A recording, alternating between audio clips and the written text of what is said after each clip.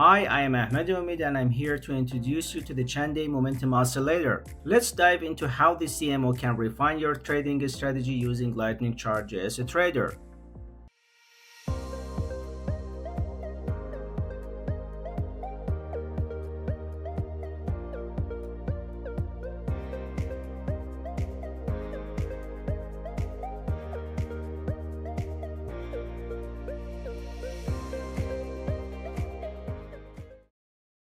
The Chande Momentum Oscillator is a more refined version of a traditional momentum indicators, designed to account for both upward and downward price movements. This makes it ideal for identifying market conditions with greater accuracy.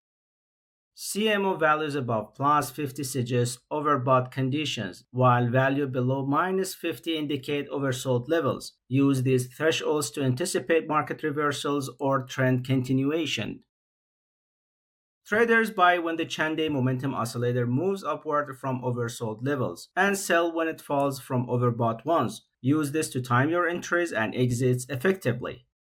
Unlike older momentum indicators which focus only on price gains, the Chande Momentum Oscillator incorporates both gains and losses. This dual-sided approach ensures more reliable signals in dynamic market conditions.